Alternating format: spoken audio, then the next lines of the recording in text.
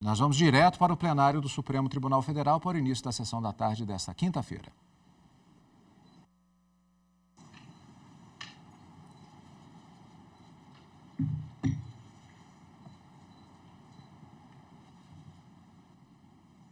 Obrigada, podemos nos sentar.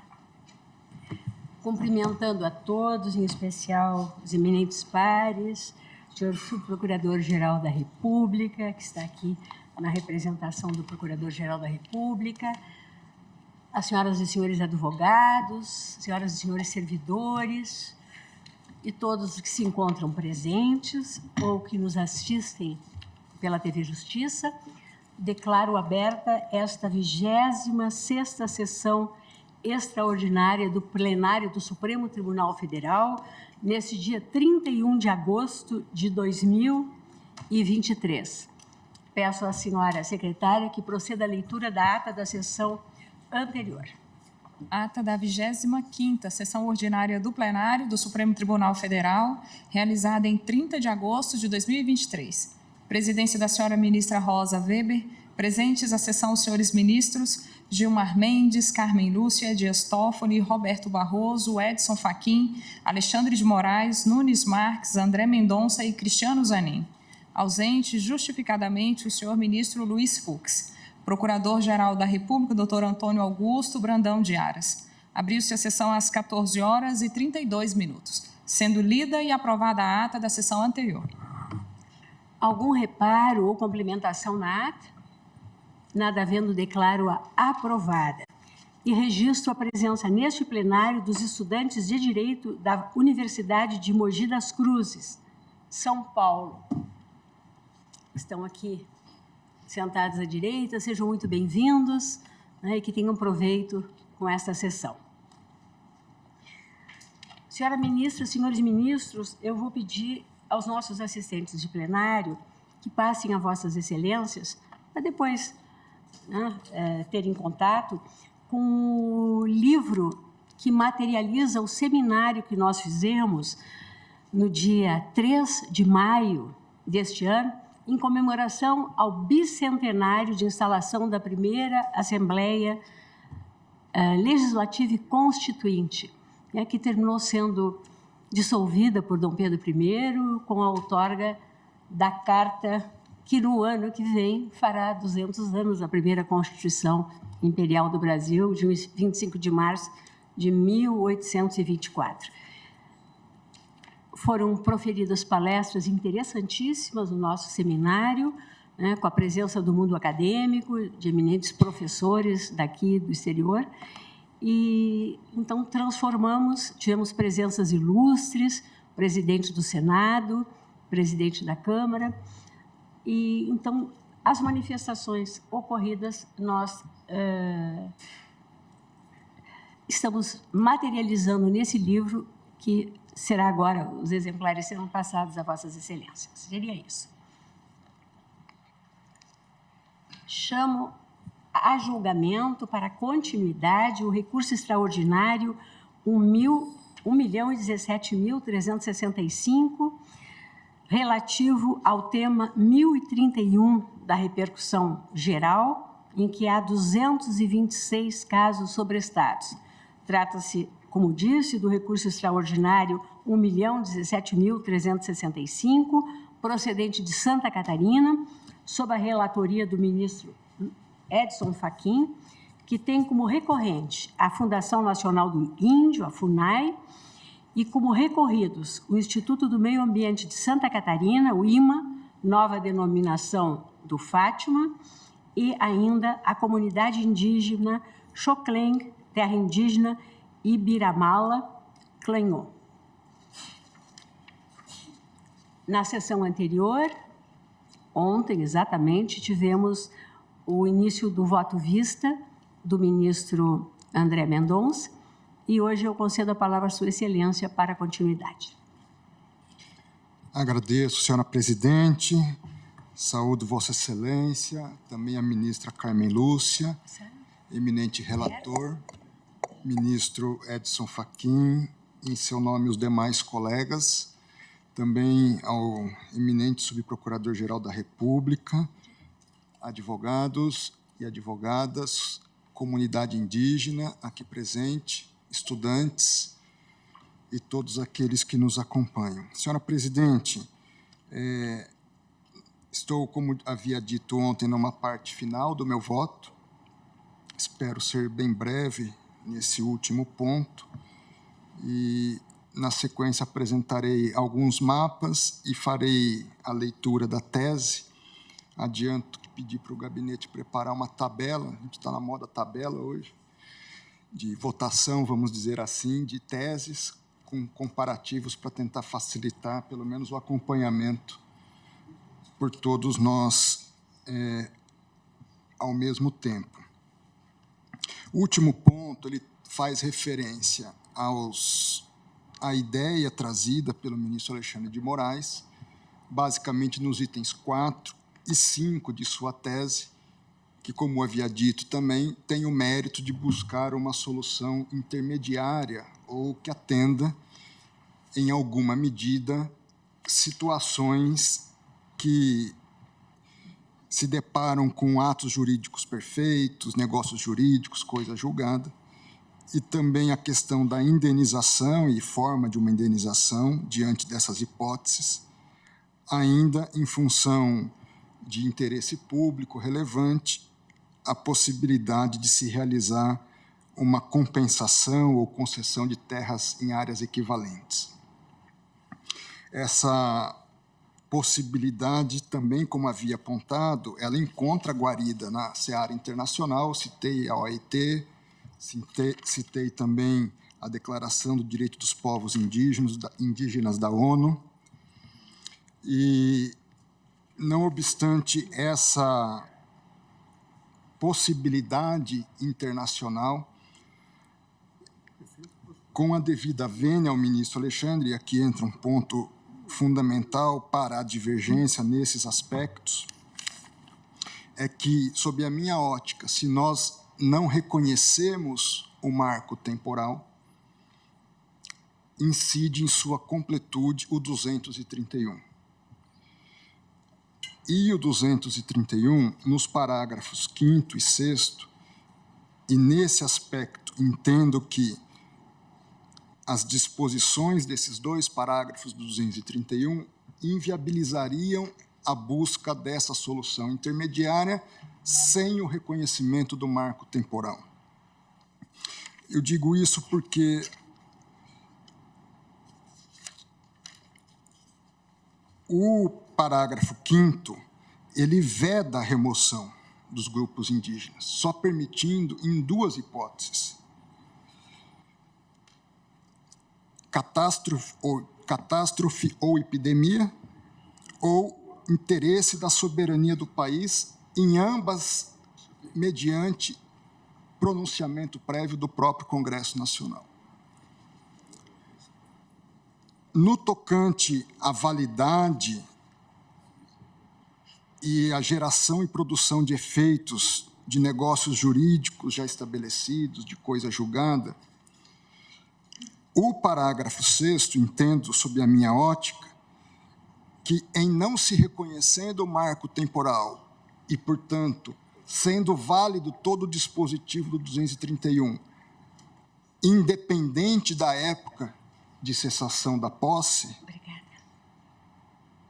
inviabiliza validar atos, porque diz o dispositivo que são nulos e extintos, não produzindo efeitos jurídicos, atos que tenham por objeto a ocupação, o domínio e a posse das terras a que se refere esse artigo, ressalvando relevante interesse público da União, segundo dispuser lei complementar. Então, se demanda lei complementar a partir de uma justificativa que é possível, em tese, de relevante interesse público, mas também inviabilizando o ressarcimento além daqueles pertinentes às benfeitorias de boa-fé.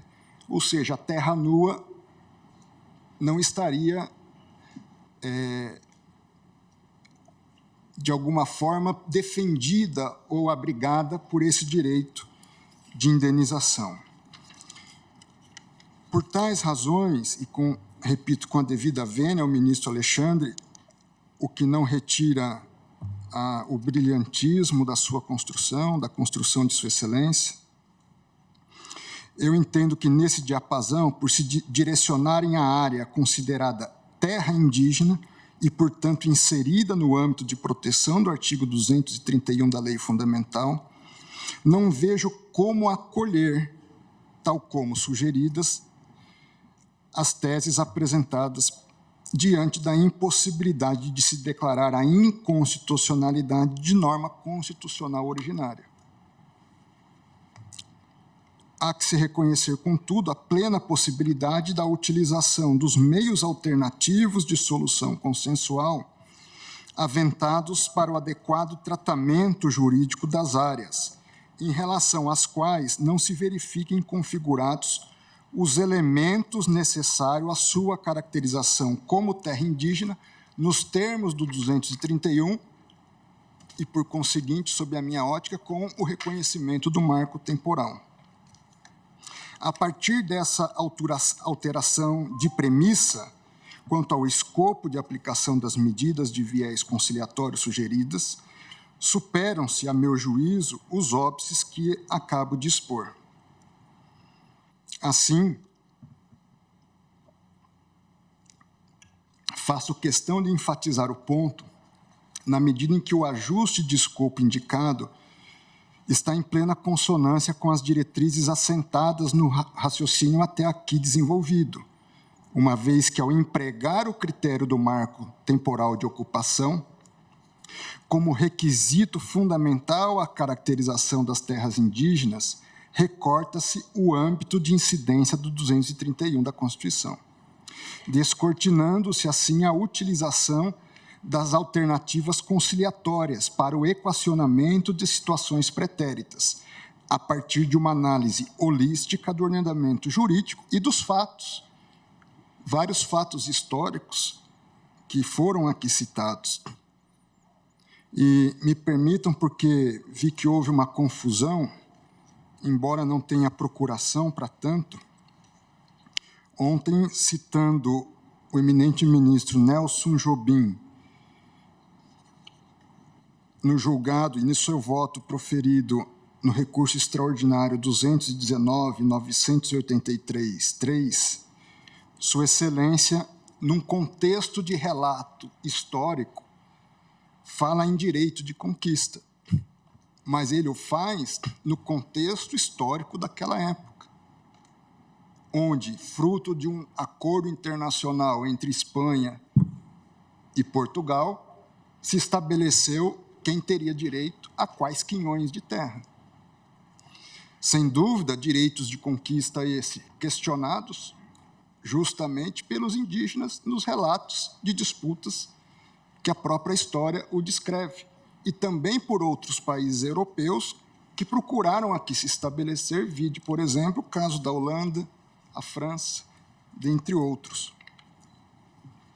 Então, nesse contexto, e dessa maneira, penso que se mantém rígida a correlação forjada pelo constituinte originário entre a caracterização de determinada área como sendo terra indígena e o consequente reconhecimento da nulidade e extinção, não produzindo quaisquer efeitos jurídicos os atos que tenham por objeto a posse, o domínio ou a ocupação desses espaços ou exploração das suas riquezas, não assistindo, nesse caso, dentro do marco de 88, ao particular o direito à indenização ou ação em face à União, tudo em razão da circunstância da caracterização da área como indígena, ressalvado, como dispõe o próprio parágrafo 6º do 231, o direito à indenização das benfeitorias derivadas da ocupação de boa-fé, ou seja, só das benfeitorias.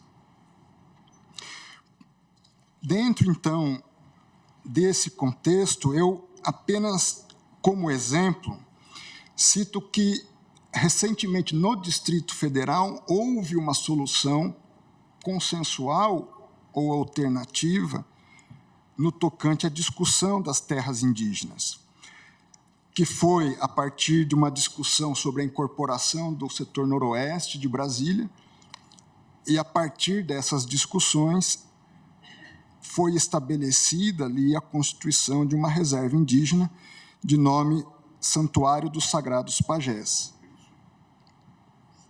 Nesse contexto, também menciono precedente da Suprema Corte do Canadá, o caso Guerin versus The Queen, de 1984. Trata-se, portanto, de solução que, a meu sentir, garante aplicação em sua integralidade do sistema constitucional de proteção das áreas reconhecidamente consideradas terras indígenas, sem obstaculizar o manejo de outros instrumentos de tutela jurídica. Então, dentro desse contexto, eu peço que seja distribuído a Vossas Excelências um conjunto de mapas que compõem o teor do meu voto, mas que dão uma dimensão desse percurso histórico, dos primeiros anos de colonização até os momentos atuais, numa perspectiva de demarcação de terras indígenas, à luz do quanto estabelecido ou a partir dos parâmetros do marco temporal. O primeiro desses mapas consta da obra da professora Maria Regina Celestino de Almeida. Ele retrata, melhor dizendo, a distribuição territorial dos colonos europeus ao final do século XVI. Então, ao final do século XVI, apenas essa mancha litorânea, ela tinha correspondência à ocupação dos portugueses. E toda a parte branca, que é praticamente aí 90%, a grosso modo, um pouco mais do território brasileiro, ele não tinha a presença dos colonizadores. O segundo mapa traça, a partir da obra do professor Boris Fausto, um mapa ilustrativo da inserção dos bandeirantes pelo interior do Brasil. E que permite, assim, ter uma densidade de como o Brasil se tornaria, em termos territoriais, o que nós somos hoje. O terceiro é uma divisão a partir do Tratado de Tordesilhas, um mapa, portanto, que compara o que era o Brasil segundo o Tratado de Tordesilhas e aquilo, em alguma medida, que passou a ser a partir da assinatura em 1750 do Tratado de Madrid. O quarto mapa é do século XVIII já. Ele traz a realidade, ao final do século XVIII, das cidades e das vilas existentes e, em cor cinza, as áreas de influência dentro dessas cidades e vilas. Ou seja, mais de 200 anos depois, o Brasil ainda permanecia essencialmente um país litorâneo, com alguns pontos mais a oeste. Na sequência, é uma tabela da população brasileira no ano de 1819, lembrando que em 1819 nós já estávamos com a família imperial em território nacional. O Brasil tinha uma população total de quase 3.600.000 habitantes. Dados daquela época, infelizmente, ainda dividiam o país entre livres e escravos, sendo 2.488.000 livres e 1.100.000, pouco mais disso, ainda de escravos, isso no ano de 1819. Na sequência, ainda no ano de 1819, a população, ou nesse período, das principais cidades e vilas da época, apenas para que tenhamos dimensão da população do Brasil à época. Belém do Pará, em 1801, 12.500 habitantes. São Luís do Maranhão, 1810, 20.500 habitantes. Recife, 1810, 25.000 habitantes. Salvador, 1807, 51 mil habitantes. Rio de Janeiro, 1803, quase 47 mil habitantes. São Paulo, essa grande metrópole, 1803, 24 mil habitantes. Porto Alegre, 1808, 6 mil habitantes. Oeiras, Piauí, não sei se ainda temos essa cidade com esse nome, 1810, temos 2 mil habitantes, ministro Cássio. Vila Boa, Goiás, 1804, quase 10 mil habitantes. Vila Bela, Mato Grosso, 1782, 7 mil habitantes. E Ouro Preto, Minas Gerais, 1804, 7 mil habitantes. Interessante o decréscimo de Ouro Preto, que chegou a ter, em 1740, 20 mil habitantes, praticamente aí como São Paulo, mas acho que em função já desse período do declínio do ouro, há uma redução de Ouro Preto até final do século XVIII e início do século XIX em termos de população. O próximo é uma tabela já do censo de 2022. Essa tabela é interessante porque ela aponta a população indígena domiciliada dentro e fora das terras indígenas. Dentro desse contexto, eu separei alguns estados. Amazonas, nós temos quase 70% dos indígenas no Amazonas vivendo fora das terras indígenas. Piauí, quase 98%. Rio Grande do Norte, 100% dos indígenas fora das terras indígenas. Bahia, 92% fora das terras indígenas. Minas Gerais, 66%. Espírito Santo, 67%. Rio de Janeiro, 96%. São Paulo, 92%. Paraná, 54%. Santa Catarina, 50%. Rio Grande do Sul, 56%. Goiás, 98%. Ou seja, há uma demanda, mesmo nos dias atuais, de indígenas que vivem fora de terras indígenas. E, por fim, uma pesquisa que eu fiz com o penúltimo quadro, com três mapas do Brasil extraídos de um painel de monitoramento da própria FUNAI, extraído essa semana. O primeiro, constando as terras indígenas já demarcadas em amarelo. A impressão não permite uma tão perfeita, mas que permite aí pelo menos, visualização. O segundo, com essas fixações referentes a áreas em estudo para futura demarcação na FUNAI. E o terceiro, na página seguinte, em rosa, agregando a distribuição territorial das aldeias hoje no país.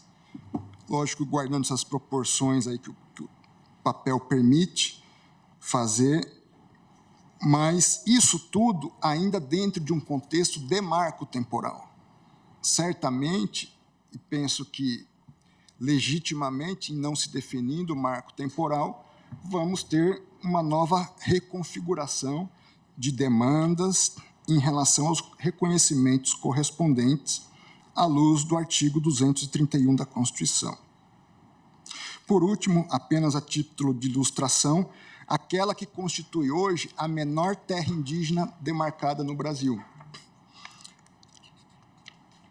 que foi o território homologado em 1987, em São Paulo, a terra indígena Jaraguá, com 1,7 hectare.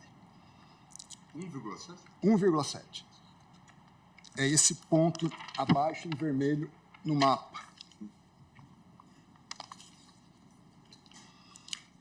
Há uma demanda para que se faça um redimensionamento dessa área que corresponde a essa A área em laranja iria para 532 hectares, que margeia com o Rodoanel e com a rodovia Anhanguera de um lado e a rodovia dos Bandeirantes de outro. Passaria, então, a 532 hectares.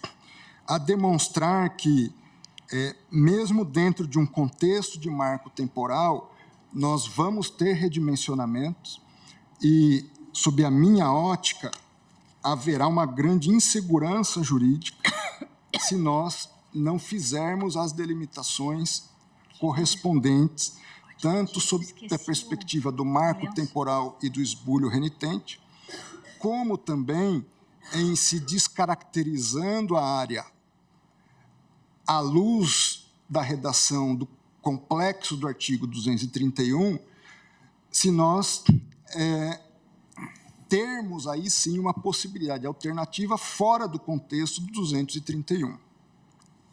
Então, por fim, eu apresento a síntese da... Vossa Excelência me permite? Pois não, ministro Gilmar. Ministro André, eu acho importante esse debate. Queria cumprimentar, inclusive, o ministro Fachin pela iniciativa de reconhecer a temática de repercussão geral, porque todos nós nos batemos sempre sobre a eficácia geral ou não da PEC que tratou dessa temática.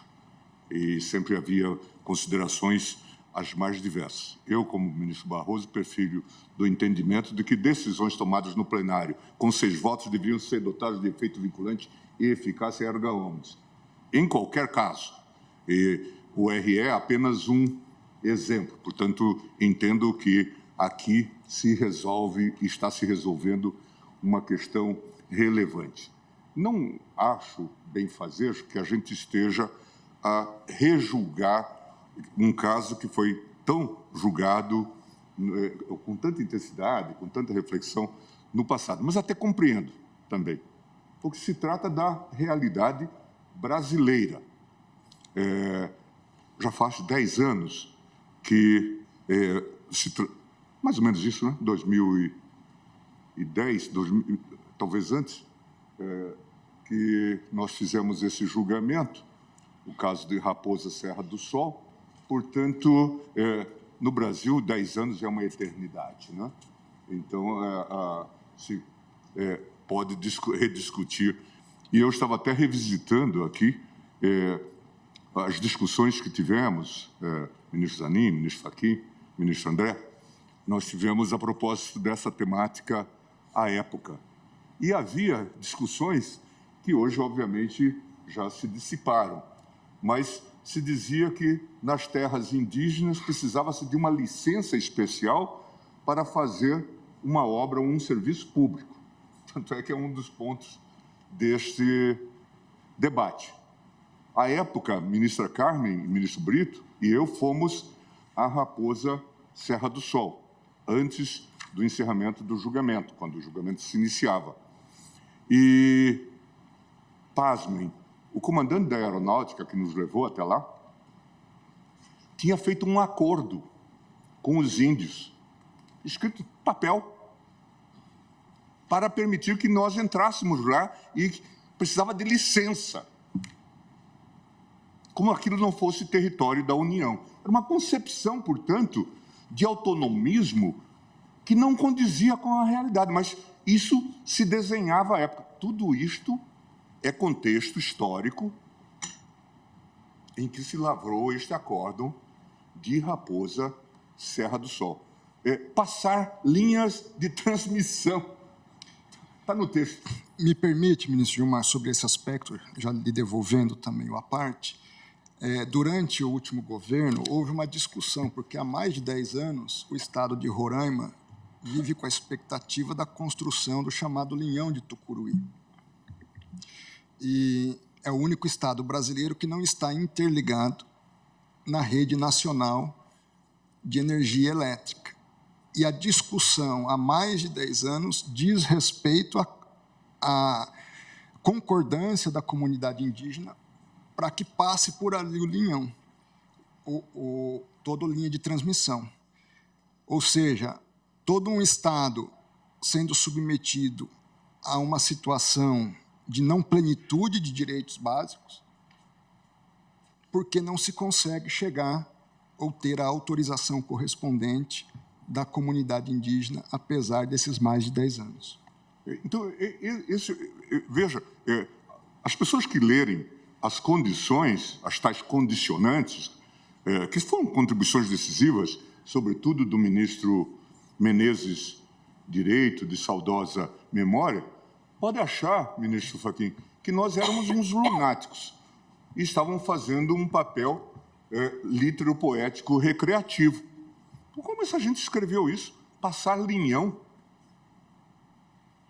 Como que os índios podem impedir que um linhão passe por seu território?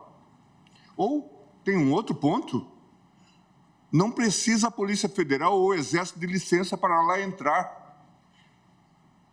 Em território nacional. Isso está no texto, porque a época graçava esse tipo de concepção. E veja, não estou falando do século XIX nem do início do século XX. 10 anos, 11 anos, 12 anos atrás, houve esse debate. Mas nós fomos lá, em Raposa, pousamos ao pé do mítico Monte Roraima. Estivemos na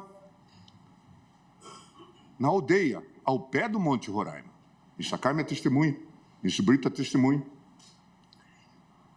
Conversamos com um Tuxaua, de nome Gerson. Pessoa como nós, conversou. E aí, algumas coisas que eu acho que as pessoas precisam entender. E precisam saber. E tomar as suas decisões. Esta reserva, como sabem, tem 1,7 milhão de hectares. Leio em matéria agora do Estadão que os índios expandiram os seus domínios, a sua ocupação, para 10 milhões de hectares. 1,7 milhão de hectares, a área demarcada, significa 17 mil quilômetros quadrados. Alguns países têm essa dimensão no Brasil, no mundo. Se forem 10 milhões de quilômetros quadrados, são 100 mil quilômetros quadrados. Só Raposa Serra do Sol. Só Raposa Serra do Sol. Mas aí vem o outro lado. Estivemos lá. Conversamos com esse Tuxaua Gerson. Em algum momento, muito bem recebidos, conversa muito amigável, estávamos 2 ou 3 caravans, que é um tipo de trator que voa. Uma aeronave monomotor, que era a única que podia chegar lá.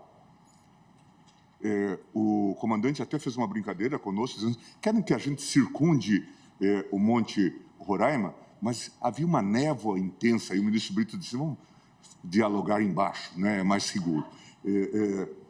E lá ficamos. Quando chegamos lá, os índios, alguns dos pequenos índios, se seguraram já na aeronave, porque viam ali uma saída mesmo, chance de uma carona para sair e ir para Boa Vista.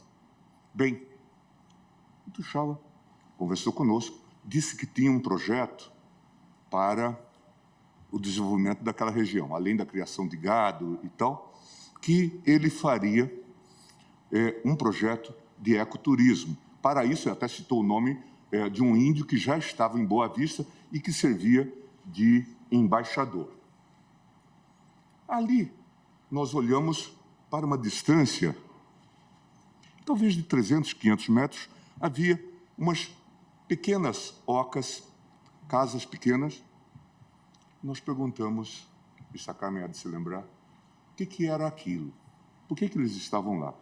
Ah, são os evangélicos. Salvo engano, evangélicos americanos. Evangélicos. Eu perguntei, por que eles estão lá e não cá? E ele disse, porque nós os expulsamos daqui. Expulsaram? mas continuava ali, muito próximo, no mesmo território. Mas por que eles foram expulsos? Uma pena, né? Eles foram expulsos porque eles não concordam com o projeto de ecoturismo aqui. Ao mesmo tempo, o que eu vi? E depois tem muitas matérias sobre isso, e essa é uma discussão que a gente precisa colocar, que é a questão mesmo da sustentabilidade desse modelo. Nós estamos falando de um território de 1,7 milhão de hectares, todo ele é esse lavrado, como chamam lá em Roraima, portanto, fácil, não é floresta. A gente sobrevoando com o avião é capaz de contar as árvores e o gado. E as casas. Depois nós perguntamos, o que vocês fazem para sair daqui? Temos que andar 8 horas a pé, porque não tem qualquer outro veículo. Na época não tinha. Depois, mais um tanto, até um ponto de ônibus, mais 15 horas para chegar lá. Como vivem? Qual é o dinheiro que entra na aldeia? Loas para os idosos e deficientes e Bolsa Família.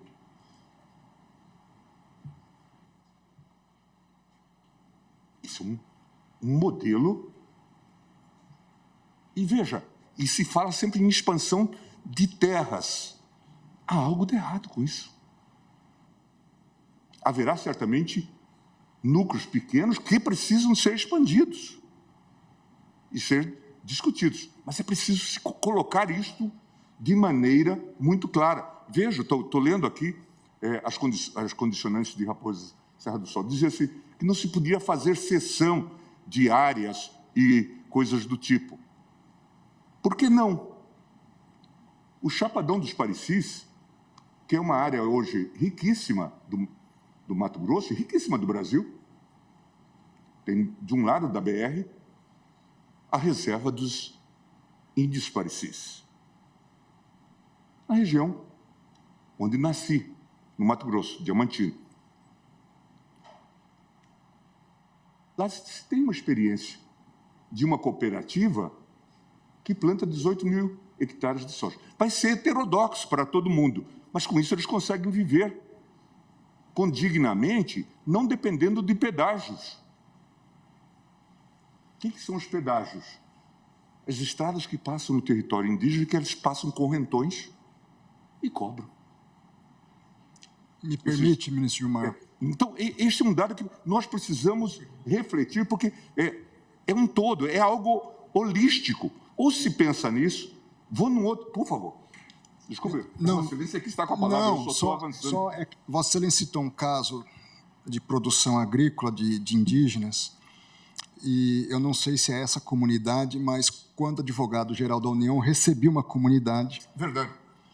E eles estavam muito preocupados porque produziam numa sistemática de cooperativa assim, e foram autuados pelo IBAMA, uma multa de 100 milhões de reais por estarem ali exercendo agricultura.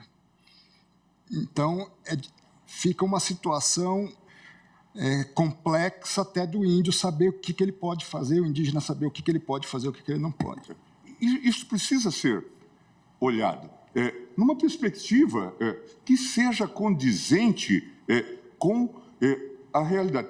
Eu fico com a impressão que, politicamente, quando determinadas tribos vindicam, talvez, sustentabilidade para todo esse projeto, as pessoas dizem, não, a gente vai fazer uma nova demarcação. Vamos lhe dar mais terra. Esse caso de Raposa é interessante. Eu não sei como está a situação lá hoje. Até gostaria que a AGU depois trouxesse e esclarecesse. Nos ajudaria muitíssimo. Mas a notícia que se tem é que depois do encerramento do arrozal, que lá tinha de 5 mil hectares, muitos desses índios que ali trabalhavam foram catar lixo lá em Boa Vista, o que não é uma boa notícia. Isto precisa ser levado em conta, porque algo está sendo feito de errado nesse modelo? E veja, nada contra a possibilidade de expansão de áreas onde estiver esse quadro de constrangimento, de constraint, de impossibilidade do que está no texto constitucional. E aí, em defesa, inclusive, da decisão do marco temporal, é bom deixar assente que ali se disse da possibilidade de expansão via desapropriação. Como também se disse, como agora aparece no voto do ministro Alexandre, mas com um outro viés, que também, se houve desintrusão forçada antes de 5 de outubro de 88, isso se dizia nas condicionais, também era passível. Mas eu vou tocar, para não interrompê-lo mais, eu peço desculpas, num outro ponto, que me parece tabu. Todos nós assistimos agora, estamos vendo essa situação lamentável, por todos os títulos, lamentável, da situação de penúria verificada em Roraima, de novo, com os índios Yanomamis. Essa estrutura de garimpos ali que afeta o meio ambiente, mercúrio para obter ouro e tudo o mais. Esses dias um militar me mostrava uma foto da situação lá na aldeia Yanomami. Dizia, ministro Gilmar, se eu ver aqui essa foto, não tem jovens aqui, velhos e mulheres e crianças pequenas. Onde estão os jovens aqui? Na aldeia Yanomami. Ele concluiu, estão no garimpo, que é a única forma que eles encontram. Portanto, o índio se torna garimpeiro nessa realidade. E nós criamos um tabu para explorar essas áreas, que poderiam ser exploradas, como diz a Constituição, para que os índios, inclusive, oferissem proveito da lavra. E aí geram essas lendas urbanas de que em toda a área indígena tem minérios, riquezas minerais que não podem ser exploradas. Quando isso poderia ser explorado, esses dias alguém publicava que no Canadá, as maiores riquezas minerais do Canadá estão em reservas indígenas. E os indígenas tiram proveito disso. E, claro, tem que ser concernente ao meio ambiente, mas me parece que há um tabu. Veja, até hoje, nós estamos falando de 35 anos da Constituição de 88, e tem aí os marcos previstos, e não se fez ainda a autorização de exploração. Recentemente, nós tivemos essa brutal crise com a guerra da Ucrânia. Os dois fornecedores importantes de potássio para o Brasil, Rússia e Bielorrússia, todos envolvidos nesse conflito. Aí o Brasil fechou a última exploração que tinha, ou a pequena exploração que tinha, de potássio no Sergipe. E agora tem uma, salvo engano, em Altazes, no Amazonas, que está em reserva indígena. Não pode fazer. Há dificuldades. E aí há toda uma discussão. É possível isso? É razoável isso? Quer dizer, o que nós queremos? O que nós estamos oferecendo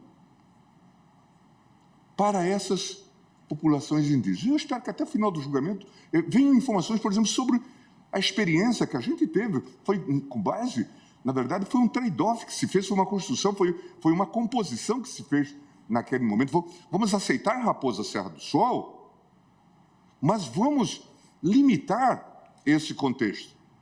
Na época se discutia muito a situação do Mato Grosso do Sul, dos Guaranis, porque se diz que há áreas muito delimitadas e que precisa de expansão.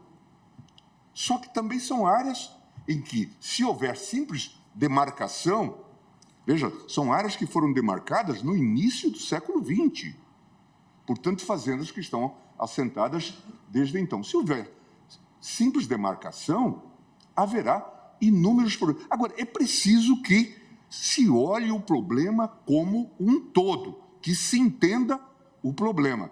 Isso o André falou, e isso me despertou muita atenção, e eu sou um brasiliense por adoção.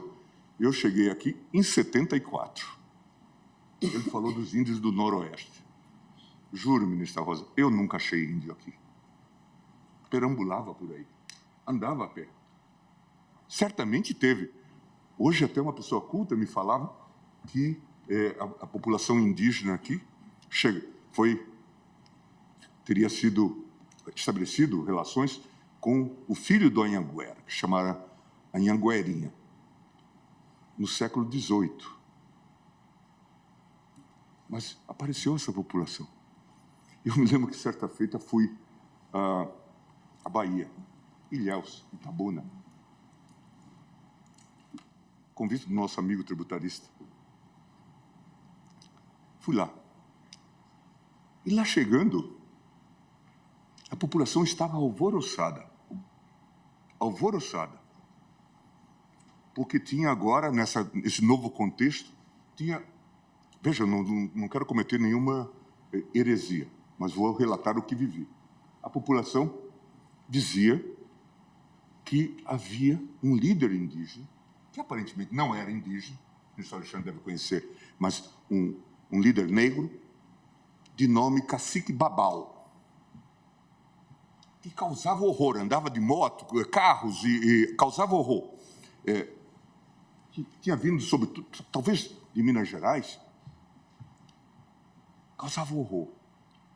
E era um projeto de demarcação amplo. Fiquei assustado, todos assustados. Fiz uma palestra lá e voltei para cá.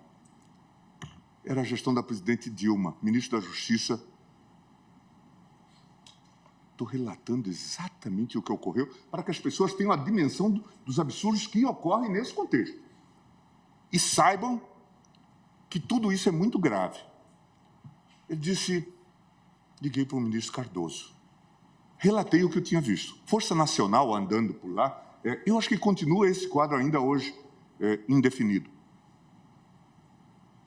Nessa região, antes muito rica da Bahia. Aí eu liguei para o ministro Cardoso. Ele disse, é um todo muito complexo, toda essa questão, e nós estamos dialogando com a antropóloga. Estou literalmente dizendo o que ele me disse, e ele pode testemunhar. Daqui a pouco ele está aqui nos corredores do tribunal. E eu estou dialogando com a antropóloga que fez o laudo. Vejam, os senhores, era uma antropóloga portuguesa. Mas ela tem umas condições.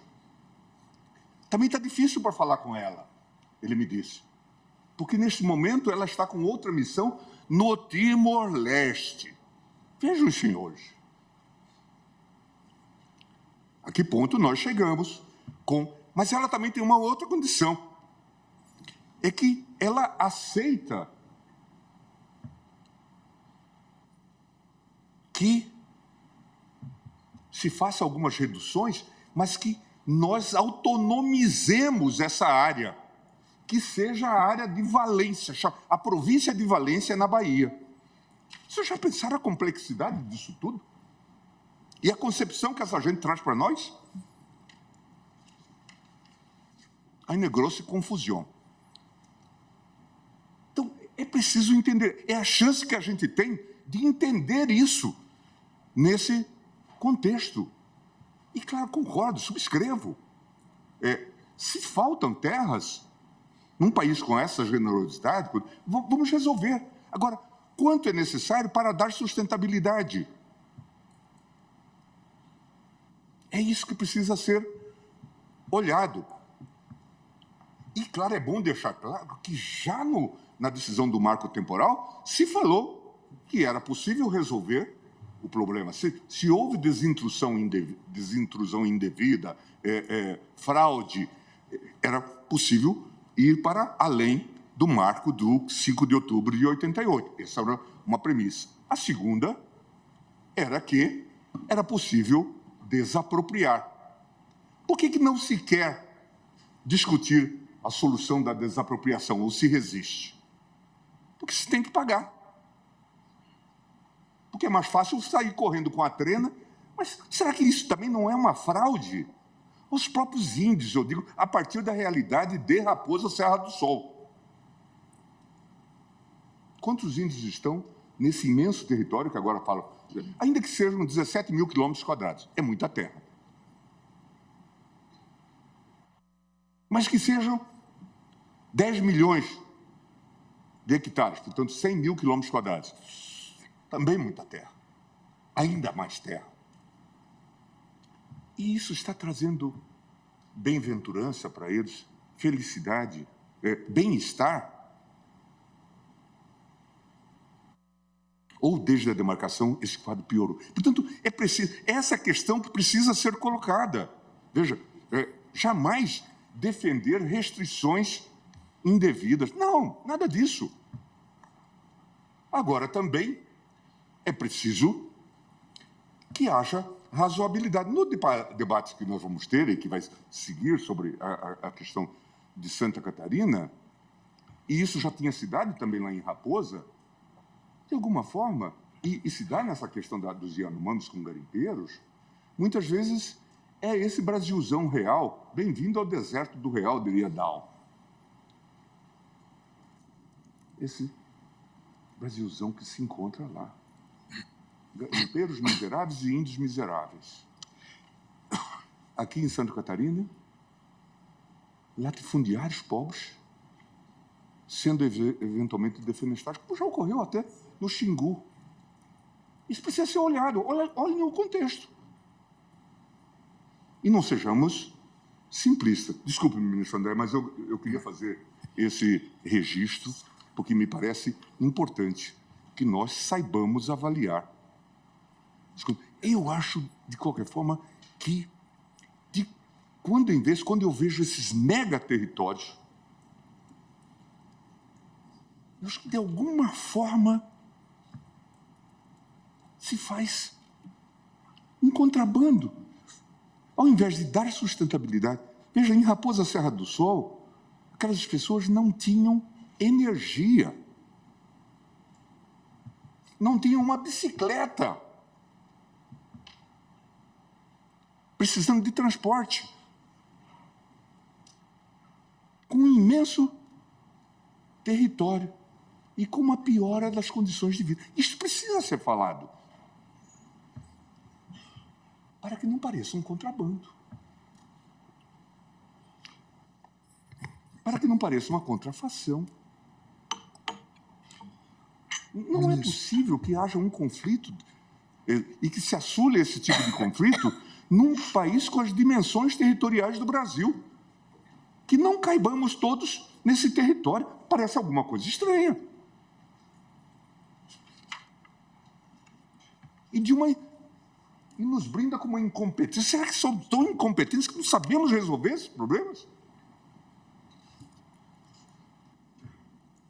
Desculpe, mas... Ministro, obrigado. Eu finalizo, então, com a leitura dos pontos da tese, senhora presidente, agradecendo a intervenção do ministro Gilmar. Assim, em observância ao quanto fundamentei na questão de ordem e do quanto decidido naquele momento, eu fico limitado à apreciação do tema de repercussão geral 10.031. E com a devida vênia ao eminente relator e aos eminentes pares, naquilo que apresento compreensão diversa, eu proponho a fixação da seguinte tese de repercussão geral. Os direitos territoriais indígenas consistem em direito fundamental dos povos indígenas, e se caracterizam no direito originário sobre as terras que tradicionalmente ocupam, sob os seguintes pressupostos. 1. Aqui está igual a mesma redação do ministro Edson Fachin, do ministro Alexandre de Moraes, com pequena diferença em relação ao ministro Nunes Marques. 1. A demarcação consiste em procedimento declaratório do direito originário territorial a posse das terras ocupadas tradicionalmente por comunidade indígena. 2. Também idêntico ao ministro Edson Fachin e Alexandre de Moraes, diferente do texto apresentado pelo ministro Nunes Marques. A posse tradicional indígena é distinta da posse civil. Perdão. Consistindo na ocupação das terras habitadas em caráter permanente pelos índios, das utilizadas para as suas atividades produtivas, das imprescindíveis à preservação dos recursos ambientais necessários a seu bem-estar e das necessárias à sua reprodução física e cultural, segundo seus usos, costumes e tradições, nos termos do parágrafo 1º do artigo 231 do texto constitucional. Os itens 3, 4, 5 e 6 e 7 apresentam divergências. 3. A proteção constitucional aos direitos originários sobre as terras que tradicionalmente ocupam depende da existência do marco temporal caracterizado em 5 de outubro de 1988. 4. Ainda que não verificada a observância ao marco temporal, é assegurada a proteção constitucional aos direitos originários sobre as terras que tradicionalmente ocupam, quando verificado o renitente esbulho, configurado como um conflito físico ou controvérsia judicial persistente à data da promulgação. 5. Inexistindo a presença do marco temporal da Constituição de 88 ou de renitente esbulho, como conflito físico ou controvérsia judicial persistente à data da promulgação da Constituição, podem ser utilizados os demais instrumentos previstos na legislação de regência para a solução da questão, dentre os quais a instituição de reserva indígena mediante prévio procedimento expropriatório, desde que haja consentimento livre, prévio e informado das comunidades indígenas envolvidas. 6. O laudo antropológico realizado nos termos do Decreto 1776 de 96 deve ser elaborado por comissão multidisciplinar, aberta a questionamentos pelas partes interessadas, com a participação obrigatória de especialistas indicados pelos entes federativos envolvidos. E é elemento fundamental para a demonstração da tradicionalidade da ocupação de comunidade indígena determinada, de acordo com seus usos, costumes e tradições. 7. O redimensionamento de terra indígena somente é admitido nos casos em que se verifica a presença de vício de nulidade insanável, durante o prazo decadencial estipulado pela legislação de regência. Os itens 8 e 9 estão idênticos aos ministros Edson Fachin, Nunes Marques e Alexandre de Moraes. As terras de ocupação tradicional indígena são de posse permanente da comunidade, cabendo aos índios o usufruto exclusivo das riquezas do solo, dos rios e lagos nelas existentes. 9. As terras de ocupação tradicional indígena, na qualidade de terras públicas, são inalienáveis, indisponíveis, e os direitos sobre elas imprescritíveis. O item 10 é idêntico ao do ministro Fachin e semelhante ao do ministro Nunes Marques. Ele tem uma divergência em função da própria concepção da tese do ministro Alexandre de Moraes, mais precisamente no item 4 da tese.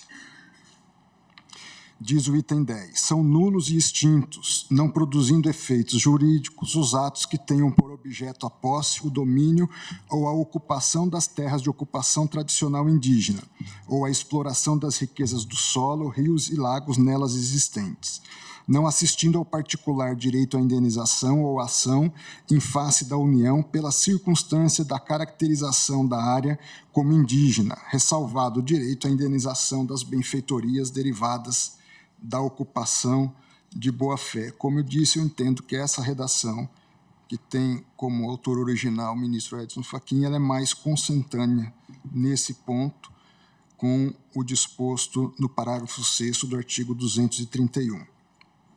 Item 11 é idêntico aos ministros Edson Fachin e Alexandre de Moraes e semelhante, muito semelhante ao ministro Nunes Marques. A compatibilidade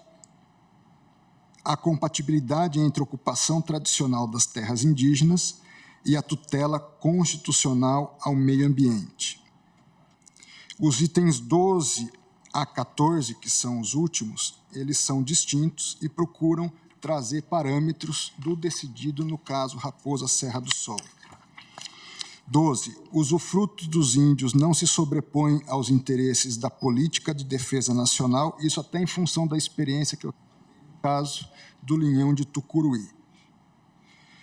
De defesa nacional. A instalação de bases, unidades e postos militares e demais intervenções militares, a expansão estratégica da malha viária, a exploração de alternativas energéticas de cunho estratégico e o resguardo das riquezas de cunho igualmente estratégico, a critério dos órgãos competentes, entre parênteses, Ministério da Defesa, ouvido o Conselho de Defesa Nacional, serão implementados independentemente de consultas comunidades indígenas envolvidas, assim como a Fundação Nacional do Índio, FUNAI.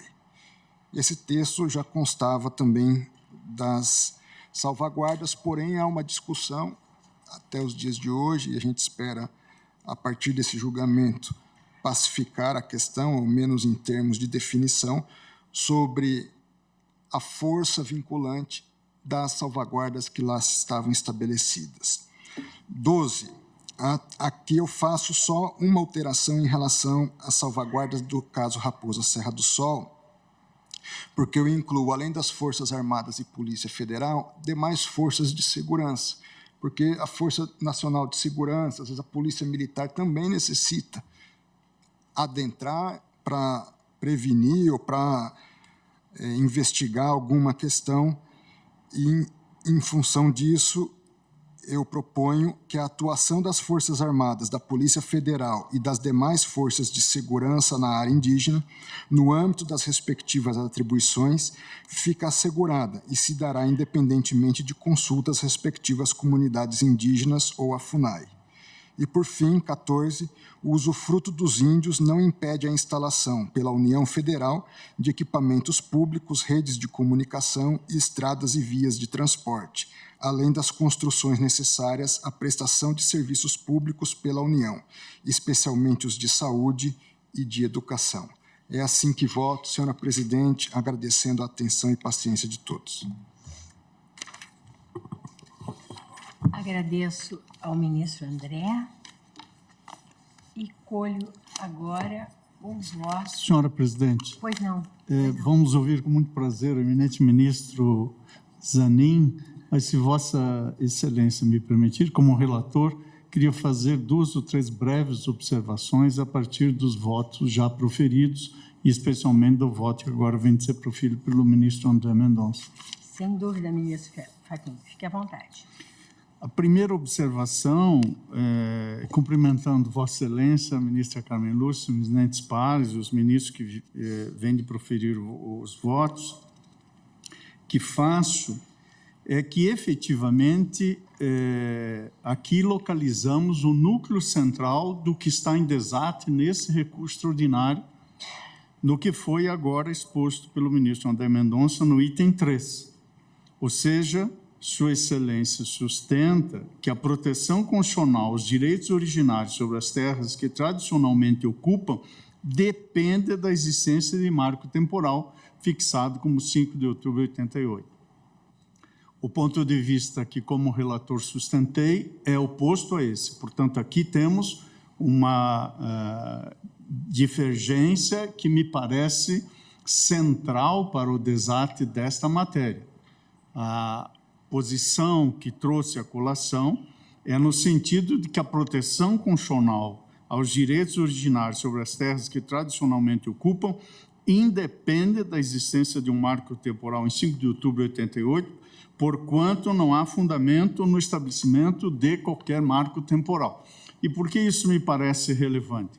Porque as demais questões, algumas efetivamente gravíssimas e trágicas, poderão ser debatidas após esta definição que me parece uma condição de possibilidade para avançar nesse debate. Eis que a presença ou não do marco temporal é o núcleo desta demanda, que iniciou-se com uma ação de reintegração de posse pela então Fundação de Amparo ao Meio Ambiente, hoje o Instituto do Meio Ambiente de Santa Catarina, em face da FUNAI e da União. e portanto, esta ação possessória teve a sentença julgada procedente em primeiro grau, confirmada pelo TRF, e no próprio acórdão recorrido nesse extraordinário, distingue-se, reconhecendo que não há conexão entre essa discussão, conexão em termos processuais. Evidente que os temas estão interligados, mas não há conexão processual entre esta demanda e a ação civil originária, que iniciou-se com uma outra reintegração de posse proposta pelos agricultores em face da União e da FUNAI. Portanto, neste caso, a definição da natureza jurídica, por isso a repercussão geral tratou do Estatuto da Ocupação Tradicional Indígena, portanto, da posse indígena. A definição de terra originária, à luz da teoria do indigenato, no voto que proferimos, a condição para definir a questão central aqui posta, que é a constitucionalidade ou a inconstitucionalidade do marco temporal. Há consequências tanto de um caminho quanto de outro. Nada obstante, o fato do tribunal ter reconhecido a repercussão geral, sem dúvida, dá oportunidade para o tribunal enfrentar questões que até agora, me parece, não foram enfrentadas, porque a decisão da já mencionada PET 3388, no julgamento dos embargos de 2013, assentou-se nitidamente a ausência de caráter vinculante, ou seja, o que o voto propõe é um aprimoramento, um aperfeiçoamento daquilo que, à luz da realidade, hoje pode se encontrar, sem deixar de reconhecer a importância daquele julgamento a seu modo e a seu tempo. Portanto, a observação que faço é que o voto que proferi sobre esta premissa ou condição de possibilidade teve a companhia do eminente ministro Alexandre de Moraes, que avançou para outras circunstâncias que indiscutivelmente são relevantes, mas gostaria de relembrar que é na ação civil originária que há um pedido na possessória subsidiário de indenização. Portanto, aqui, nesse recurso extraordinário, parece-me que bem posto nesse item 3, as convergências e divergências. Temos, até este momento, quanto a esta premissa, 2 votos sobre o marco temporal, o meu voto e o voto quanto a esta premissa do eminente ministro Alexandre de Moraes, julgando inconstitucional, e 2 votos, agora com o voto do ministro André Mendonça e o voto anterior do eminente ministro Nunes Marques, reconhecendo a constitucionalidade do marco temporal. Então, era apenas essa percepção para podermos, agora, com muito prazer, certamente, aurir o voto de Sua Excelência, o ministro Cristiano Zanin. Obrigado, senhor presidente. Agradeço. Eu só queria deixar Pois não. claro, presidente, que, diferentemente, eu acho que, em parte do que está dizendo o ministro Fachin agora, eu estou também me alinhando à ideia da repercussão geral, tal como trazida pelo ministro Alexandre de Moraes. Obrigada, ministro Gilmar. Até porque esse é um debate que já tivemos várias vezes e que é um problema, acho que, quiçá, já não teremos tempo, infelizmente, na gestão da presidência de Vossa Excelência, mas certamente com o ministro Barroso, de assentarmos que decisões como essas, seja em ACO, seja em outros processos, só pelo título ou pelo nome, isto é irrelevante. O fato é que a decisão tem efeito vinculante, é dotada de eficácia erga omnes e vincula a todos. Do contrário, nós vamos ficar consolidando esse... Veja, nem acho lamentável, nem acho deplorável esse eterno ritornelo, né? A toda hora, ou a cada... Não é toda hora, né? Nós é que talvez estejamos vivendo muito, né, presidente? A cada 10 anos, né, o que às vezes é uma eternidade, né, a gente, eu acho que, de qualquer forma, não é de fazer um epitáfio da decisão de Raposa Serra do Sol, como eu disse aqui, ela cumpriu um importante papel, retirou uma série de confusões que naquele momento havia e que tinha vindo de tempos talvez anteriores. Eu me lembro que o senador Paulo Brossard, o ministro Paulo Brossard, que foi ministro da Justiça, certa feita recebeu um grupo de religiosos e tal, também defendendo índios, e que falaram de nações indígenas. E ele se irritou muito com isso e pediu que eles se retirassem da sala, ou foi bastante ríspido, dizendo que a única nação que existia era a nação brasileira. Portanto, essa ideia que a gente ainda viu, a ministra Carmen e eu vimos um tipo de tratado feito pelo comandante da aeronáutica com setores representantes de indígenas, era comum em 2009, 2010, como se houvesse essas autonomias. E a gente vê que isso é alimentado. Por isso eu fiz referência a esta senhora antropóloga, cujo nome me escapa agora, que era essa distinta especialista portuguesa fazendo laudo antropológico no Brasil e definindo, inclusive, as composições ou entes federativos no Brasil, nesse caso, na Bahia. Então, gostaria de deixar isso assentado. Acho que é fundamental que haja a decisão a propósito dessa questão, inclusive da suscitação trazida pelo ministro Alexandre. Obrigada, ministro Gilmar. Então, agora vamos ouvir o voto do ministro Cristiano Zanin. Senhora Presidente, cumprimento Vossa Excelência, cumprimento a eminente ministra Carmen Lúcia, cumprimento os eminentes pares, o doutor Carlos Frederico, subprocurador-geral da República, senhoras advogadas, senhores advogados e todos que estão aqui presentes e nos assistindo. Eu adoto o bem elaborado relatório do eminente ministro Edson Fachin e passo ao voto.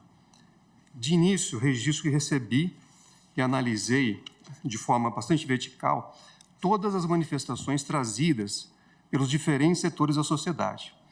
De igual forma, entendo e acolho as preocupações legítimas que me foram apresentadas.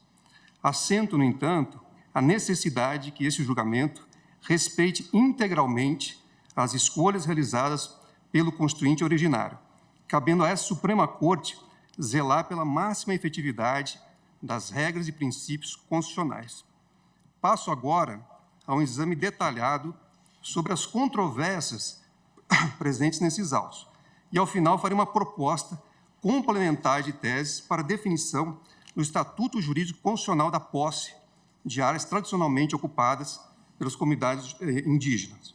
Quanto à questionada tese do marco temporal, impõe-se algumas breves reflexões.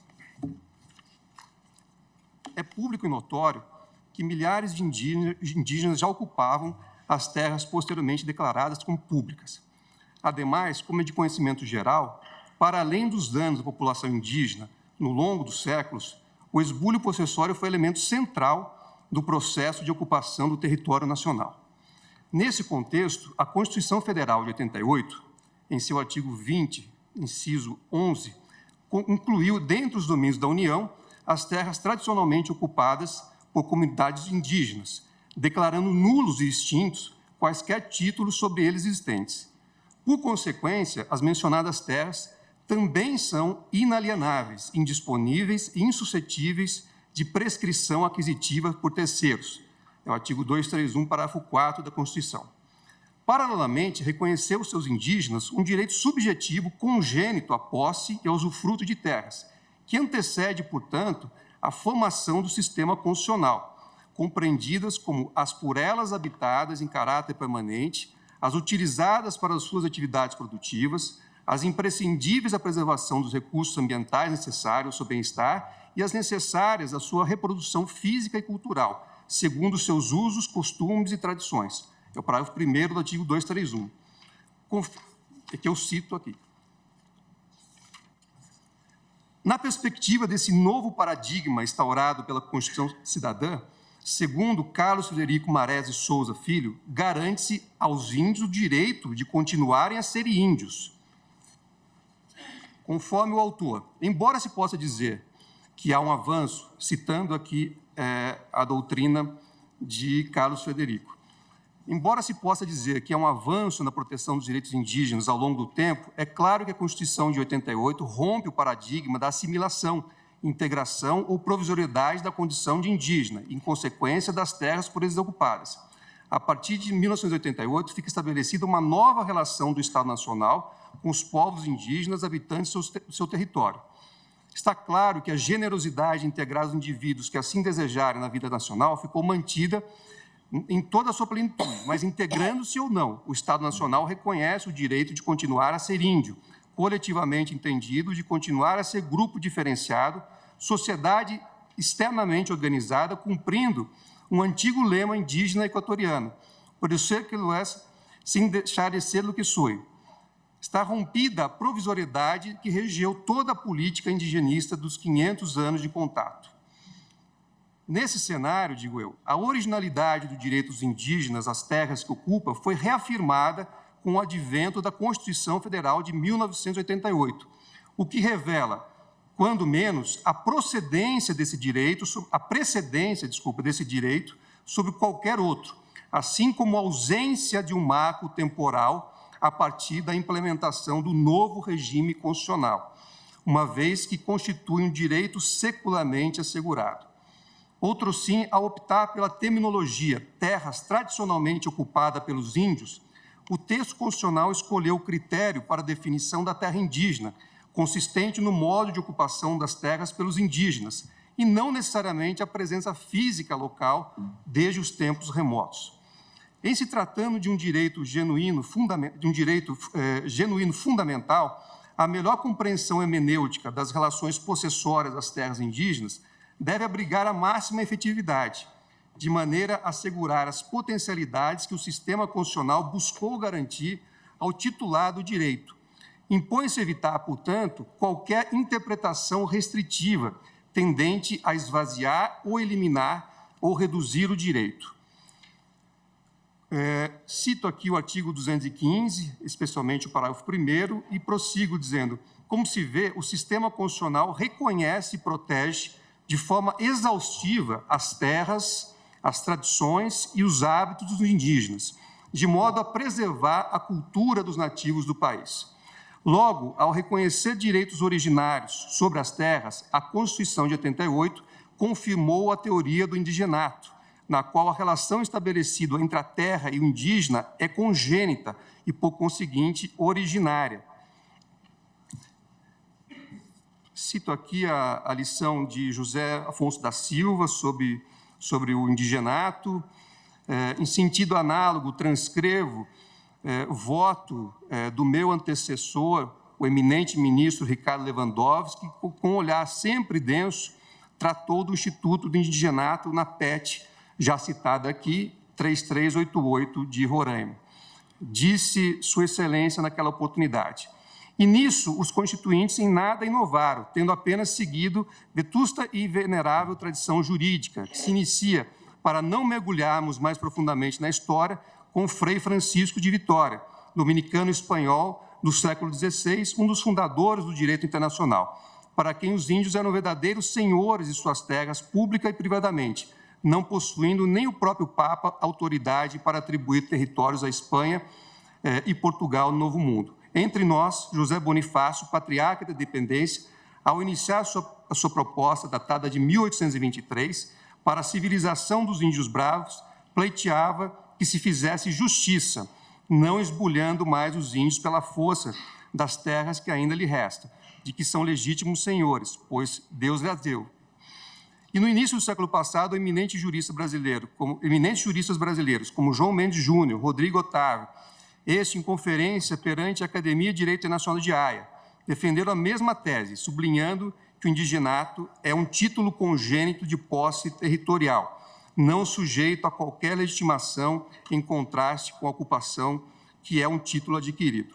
Respeitar o espírito que presidiu a elaboração das normas constitucionais e originárias, que protegem o pluralismo cultural e os direitos dos índios, é o mínimo que o intérprete pode fazer para resgatar a imensa dívida que a sociedade brasileira tem para com os povos autóctones, do qual falavam Cândido Rondon e Roquete Pinto.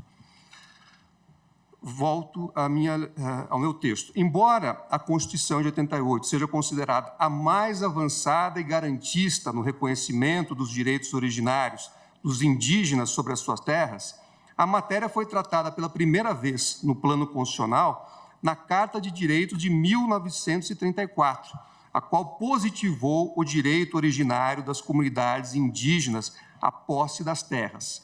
Então, na Constituição de 1934, o artigo 129 previa: será respeitada a posse de terras de silvícolas que nelas se achem permanentemente localizados, sendo-lhes, no entanto, vedado aliená-las. Dispositivos semelhantes foram consolidados nos textos constitucionais seguintes, incluindo aqueles outorgados pelos regimes autoritários.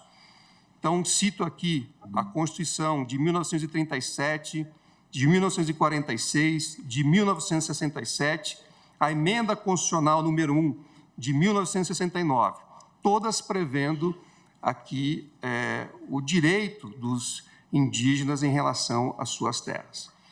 A partir do sistema constitucional descrito, constatada a ocupação tradicional indígena em determinada área, assegura-se a proteção como fonte primária e, por consequência, opera-se a nulidade de qualquer ato de transmissão da posse ou da propriedade dessas terras a terceiro.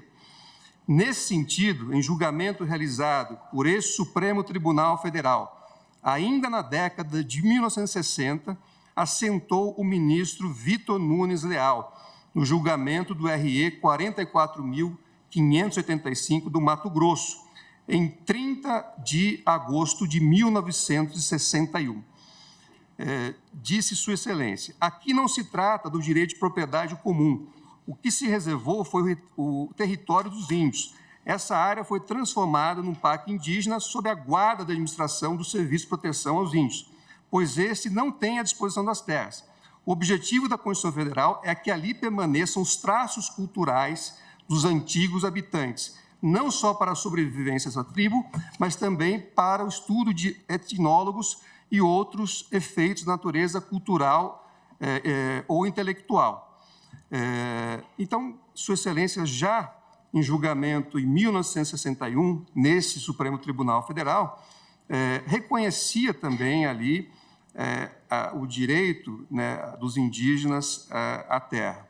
Então, como visto, as Constituições republicanas anteriores, desde 1934, conferiram certa proteção às comunidades indígenas e aos seus territórios. A Constituição de 1988, porém, representou uma verdadeira quebra de paradigma, superando o objetivo declarado na Comunhão Nacional de caráter integracionista, de que é exemplo a redação do artigo 1º da Lei 6.003, de 1975, que é o Estatuto do Índio. Mesmo antes, a legislação constitucional já previa tais direitos. O reconhecimento de posse e domínio sobre as terras ocupadas pelas comunidades indígenas ocorreu pela primeira vez com o Alvará Régio, de 1680, ratificado posteriormente pela Lei de 6 de junho de 1755. Estabeleceu-se, assim, as origens do indigenato, instituto jurídico que proclama o direito originário dos indígenas sobre as suas terras. E aí eu cito um trecho aqui daquele diploma. Na sequência, o direito subjetivo à posse e o uso das terras tradicionalmente ocupadas pelas comunidades indígenas foi assegurado também pelo artigo 24, parágrafo 1º, do Decreto 1318, de 1854, que tratou da regulamentação da Lei de Terras 601, de 1850, consolidando entre nós a teoria do indigenato. Cito aqui João Mendes Júnior, nessa mesma direção, e prossigo dizendo: diante desse quadro, temos que o Alvará Régio de 1680, ratificado em lei de 1755, o decreto 1854, que regulamentou a Lei de Terras, assim como as cartas constitucionais a partir da Constituição de 1934 em diante, todos acabaram por reconhecer a ocupação tradicional indígena e a necessária fonte de proteção primária. Ainda acrescento que a preocupação com a questão possessória indígena encontra guarida em documentos internacionais. A Declaração das Nações Unidas sobre o Direito dos Povos Indígenas garante a essas comunidades o direito a terras, territórios e recursos que possuam e ocupam tradicionalmente. E aí eu cito aqui o artigo 26 desse diploma internacional. Em sentido semelhante, destaco os artigos 14 e 16 do anexo 72 do Decreto 10.088, de 2019, que internalizou a Convenção 169 da Organização Internacional do Trabalho sobre Povos Indígenas e Tribais, adotada em Genebra, em 1989. Aqui eu transcrevo o artigo 14 daquele diploma internacional e também o artigo 16. Além dos tratados internacionais acima referidos, destaco a necessidade de se reconhecer a relevância do Sistema Interamericano de Proteção de Direitos Humanos para a salvaguarda dos direitos dos indígenas.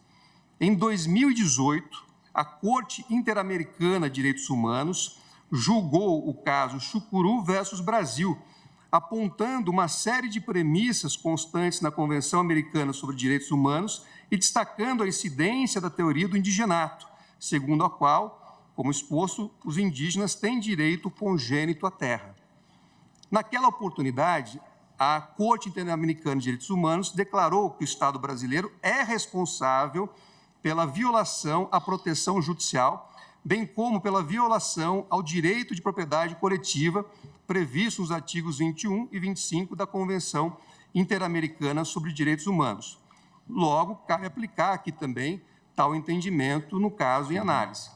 Em complemento, com o objetivo de assegurar às comunidades indígenas a posse permanente de suas terras, o artigo 67 do Ato das Disposições Constitucionais Transitórias atribuiu à União o dever de demarcar as terras indígenas dentro do prazo de 5 anos. E aí eu transcrevo o artigo 67. A leitura do referido dispositivo revela a omissão do poder público na matéria. A história do país nos anos de vigência da Constituição de 88 revela que a União omitiu-se na tarefa imposta pelo Constituinte. Registra o precedente firmado na PET 3388, da relatoria do eminente ministro Aires Brito, que apreciou a questão da demarcação de terras, em especial no estado de Roraima, buscando assegurar aos indígenas as terras que ocupam de modo tradicional, o que representa um notório avanço na tutela constitucional em relação à posse de terras pelos indígenas. Eu cito a ementa daquele acordo. Consignou-se também, na parte dispositiva do acordo, a observância de 19 condicionantes ou salvaguardas institucionais. Observo, no entanto, que o plenário deste Supremo Tribunal Federal, como já registrou o eminente relator Edson Fachin, que assentou embargos declaratórios manejados contra o referido acordo, que tais condicionantes não se aplicavam imediatamente com eficácia vinculante às demarcações futuras de terras indígenas pelo país, restringindo-se ao objeto da coisa julgada material, qual seja a sua incidência na reserva da Raposa Serra do Sol. E aí eu transcrevo o julgamento daqueles embargos de declaração.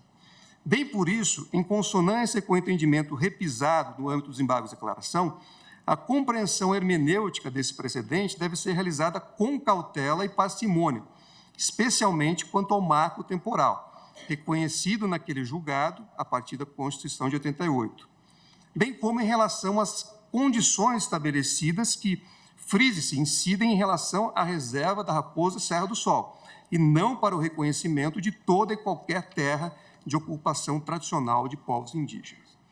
De fato, se realmente tivesse sido firmado o entendimento no sentido de que bastaria que os indígenas não estivessem na área em 1988 para se desqualificar a tradicionalidade da ocupação, a própria demarcação da Raposa Serra do Sol teria sido desconstituída, já que existiam áreas indígenas não ocupadas pelos indígenas em 5 de outubro de 1988.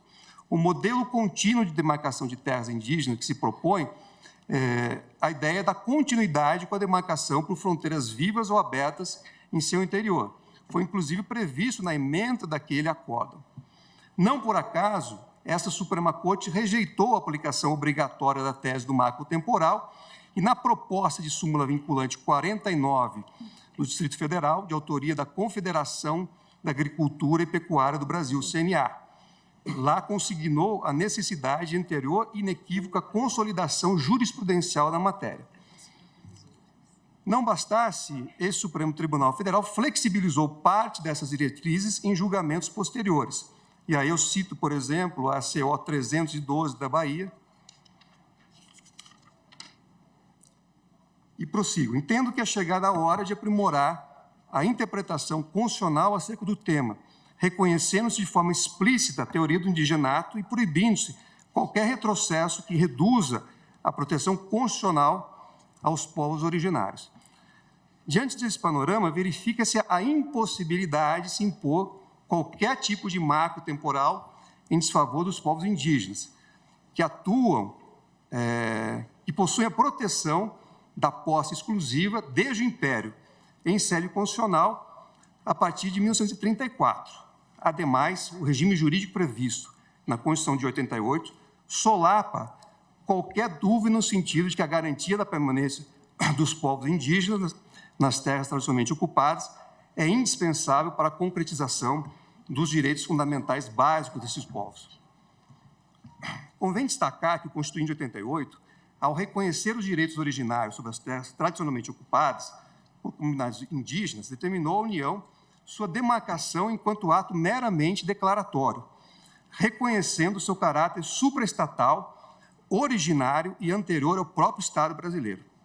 Verifica-se que o processo de demarcação de terras indígenas não possui natureza constitutiva, mas, como dito, declaratória, com a finalidade de delimitar especialmente os referidos territórios. Some-se a isso a concepção da terra indígena positivada na Constituição de 88, que incorpora não apenas o local de habitação, mas a soma dos espaços de habitação, de atividade produtiva, de preservação ambiental e daqueles necessários à reprodução física e cultural do grupo. A demarcação de terras indígenas, portanto, configura ato declaratório de uma situação jurídica ativa pré-existente. Essa demarcação tem por objetivo atribuir segurança jurídica à propriedade coletiva, como bem assentado pela Corte Interamericana no citado precedente.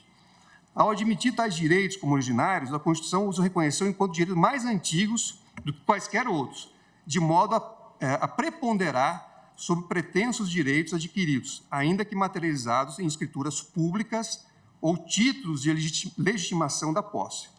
Diante disso, não se pode validar a tese do marco temporal das terras indígenas, o que representaria ignorar essas populações, não podendo comprovar a posse tradicional concomitantemente à Constituição.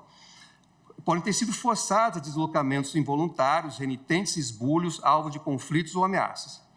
E não somente diante das áreas destinadas à habitação permanente dos indígenas, como também, repiso, daquelas destinadas à realização de atividades produtivas, as imprescindíveis à preservação dos recursos ambientais necessários ao bem-estar daqueles povos e das regiões necessárias à reprodução física e cultural, nos exatos termos abarcados pelo artigo 231, parágrafo 1º da Constituição. Nessa esteira, sem definir qualquer marco temporal anterior, concomitante ou mesmo ulterior, a Constituição de 88 optou por reputar nulos os atos que tenham por objeto a ocupação, o domínio e a posse de terras a que se refere o artigo 231 da Constituição Federal, assegurando em caráter excepcional o direito à indenização contra a União em relação a benfeitorias derivadas da ocupação de boa-fé. Aí cito o artigo 231, parágrafo 6º. Tal previsão, aliás, reafirmou o disposto do artigo 62 do Estatuto do Índio, que aí eu cito aqui também. Como se nota, o reconhecimento e o procedimento administrativo demarcatório não devem estar condicionados à ausência de título dominial. Isso porque o sistema constitucional reconheceu o direito originário à posse das terras tradicionalmente ocupadas, além de conferir exaustiva proteção constitucional e normativa, convalidando desse modo a tutela assegurada desde o Império. Logo, diante da existência de terra indígena, ainda que não declarada, incabível o reconhecimento de titulação a particulares, conforme previsto na própria Constituição, em seu artigo 20, inciso 11, estabelece entre os bens da União as terras tradicionalmente ocupadas pelos indígenas. Por outro lado, muito embora não constitua entrave para a conclusão de procedimento de demarcação administrativa, a Constituição Federal admite, de forma excepcional, a indenização de terceiros quanto às benfeitorias derivadas da ocupação de boa-fé, como previsto no já mencionado parágrafo 6º do artigo 231. Neste ponto, porém, consigna-se o compromisso do Estado com a demarcação de terras indígenas no prazo de 5 anos após a promulgação da Constituição de 88, conforme estabelecido no já referido artigo 67 do Ato das Disposições Constitucionais Transitórias. No referido dispositivo daquele diploma, a União se comprometeu com a conclusão da demarcação de terras no período de 5 anos, contados a promulgação da Constituição. Logo, transcorrido o prazo previsto sem que as terras indígenas tenham sido devidamente demarcadas, incorre em mora o Estado brasileiro.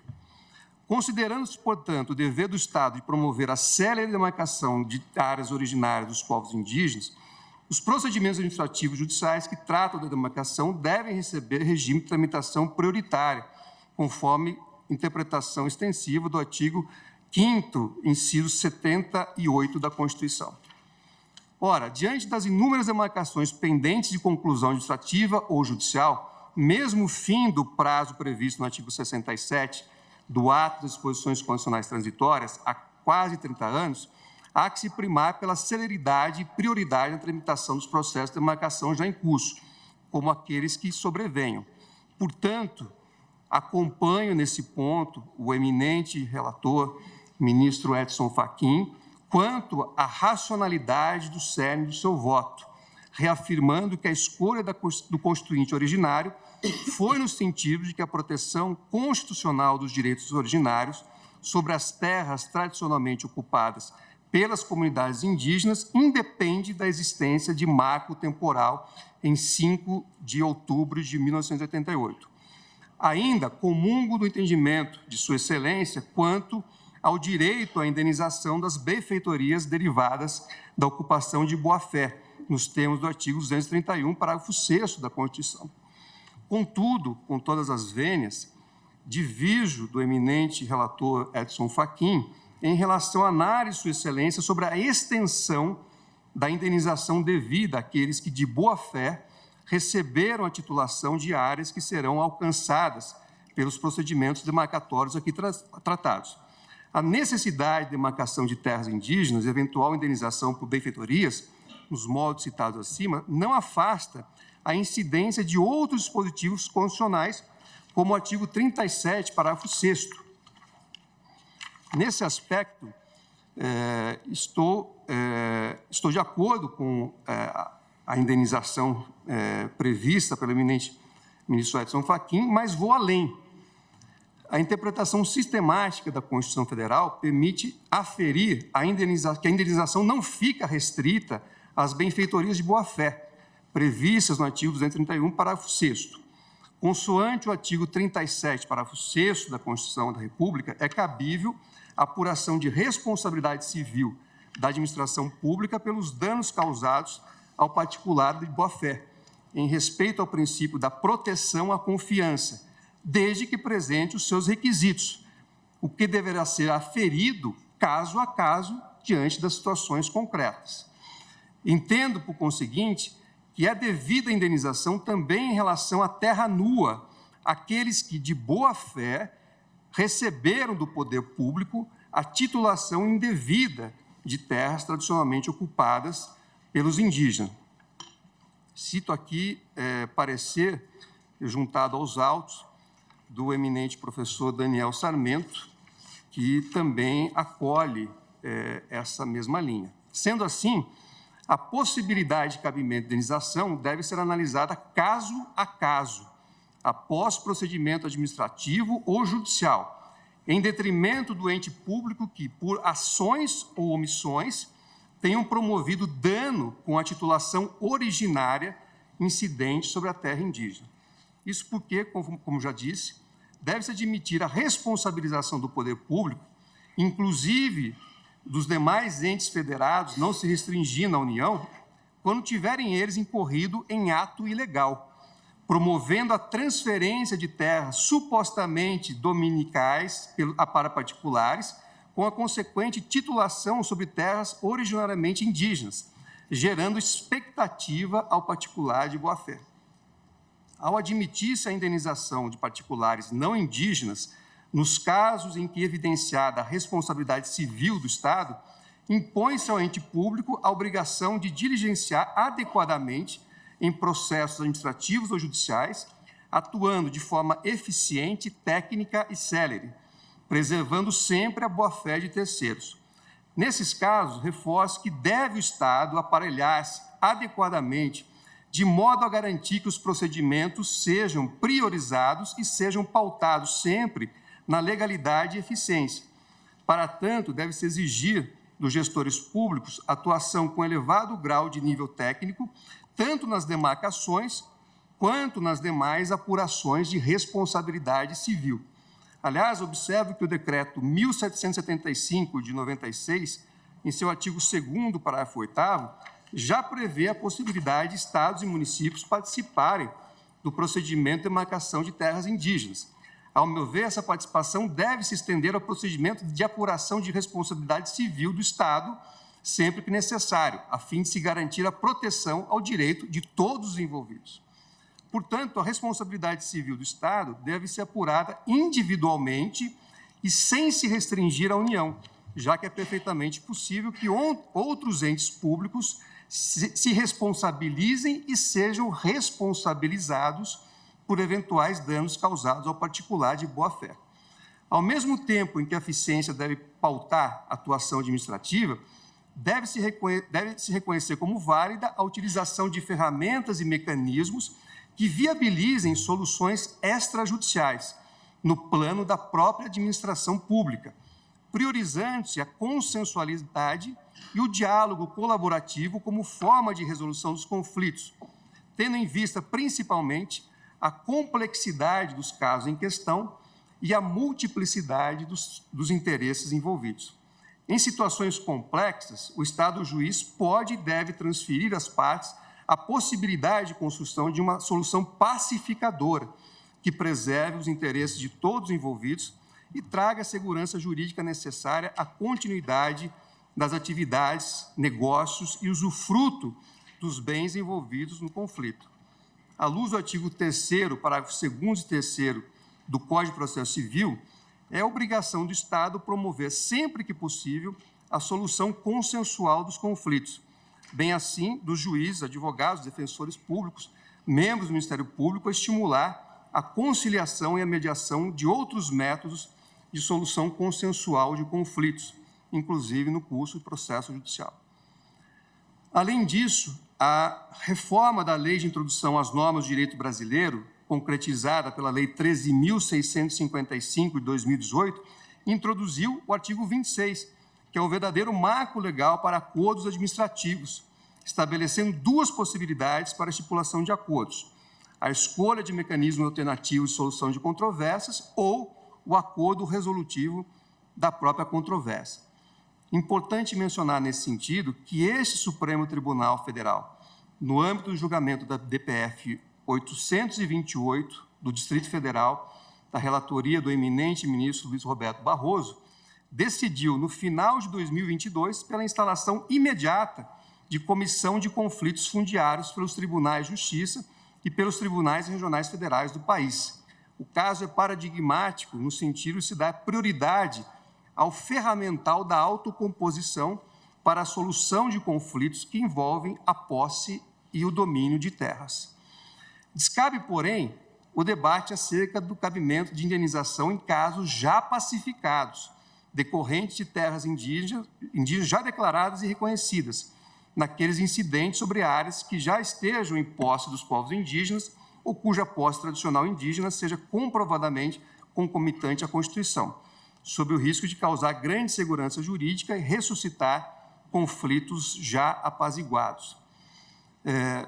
Destaco que, segundo a minha compreensão sobre o tema, a matéria atinente à eventual indenização de ocupantes não indígenas possui dupla vertente: a que se contém no bojo do processo demarcatório, fundamentada no artigo 231, parágrafo 6º da Constituição, relativamente à indenização por benfeitorias erigidas durante a ocupação de boa-fé, cujo pagamento é definido e realizado no âmbito do próprio processo demarcatório. E uma segunda vertente, a que pode surgir na eventualidade de dano decorrente de titulação indevida sobre a área em face do ente público responsável, inclusive podendo ser buscada judicialmente seu caso, não tendo o condão de obstar o curso da demarcação, uma vez que não é fase desse procedimento. Analisadas as propostas de tese jurídica de repercussão geral, passo a examinar o caso concreto. Trata-se, na origem, de ação possessória movida pelo Instituto Meio Ambiente Santa Catarina contra indígenas da etnia Xoclen, a Fundação Nacional do Índio, FUNAI União.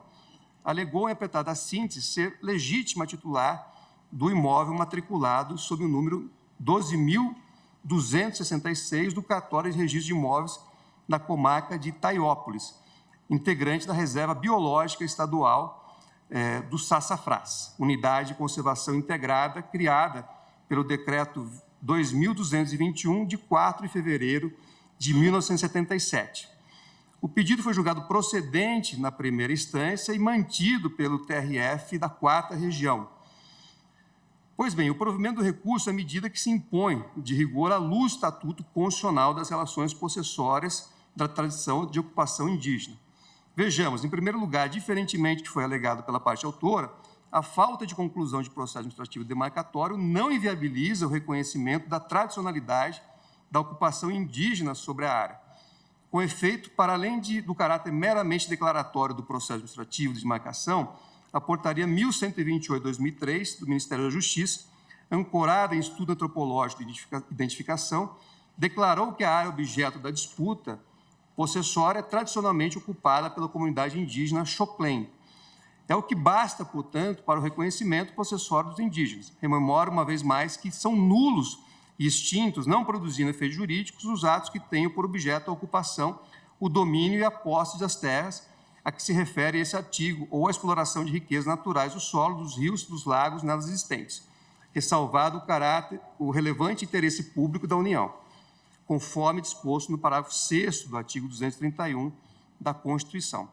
Dito de outro modo, o acordo impugnado deixou de considerar a pré-existência do direito originário dos indígenas sobre as terras tradicionalmente ocupadas, conferindo primazia ao título de domínio enquanto prova da posse justa, sem proporcionar à comunidade indígena e à FUNAI a demonstração da natureza da posse. O segundo fundamento do acordo impugnado, de que a preservação ambiental constituiria fundamento idôneo para afastar a posse indígena sobre a área de ocupação tradicional, também não prospera. Isso porque, para além de não existir qualquer antagonismo entre a posse de terras pelos indígenas e a conservação ambiental, subscrevo as observações do parquet em sentido oposto. Disse o parquet. Em primeiro lugar, a posse permanente dos índios sobre as terras tradicionalmente ocupadas goza da mesma proteção constitucional conferida ao meio ambiente ecologicamente equilibrado, inexistindo prevalência a priori de nenhum dos direitos fundamentais. Ademais, não há, nos termos abstratos, oposição entre os objetivos das áreas ambientalmente protegidas e a presença de indígenas, sendo plenamente possível a compatibilização desses interesses em um mesmo espaço territorial. Nesse sentido, em relatório da Organização das Nações Unidas, publicado em 2021, sobre a situação dos povos indígenas, reconhece que a relação com a terra, seus territórios e recursos está no centro da sua existência. A preservação do meio ambiente, portanto, compõe os ensinamentos ancestrais, sendo transmitidos de geração em geração. Dessa forma, o reconhecimento do saber das populações indígenas é primordial tanto para o processo de reconhecimento dos impactos negativos das alterações climáticas, como para a busca de alternativas e soluções mitigantes. Destaco ainda, em menção à pesquisa realizada no âmbito da Amazônia, em que se constatou que as taxas de desmatamento em terras indígenas são significativamente mais baixas e as contribuições para a mitigação das alterações climáticas são significativamente maiores, se comparadas a outras áreas. Portanto, pelo meu voto, voto pelo provimento do recurso extraordinário para reformar o acordo recorrido e julgar improcedentes os pedidos da inicial. Por outro lado, na tese, acompanho em parte as teses propostas pelo eminente ministro relator Edson Fachin, proponho, porém, respeitosamente, nova numeração para a tese 10, originariamente propostas pelo relator e novas redações em relação às teses 3, 4, 5, 9, 10 e 11. E passo a ler a proposta do item 3.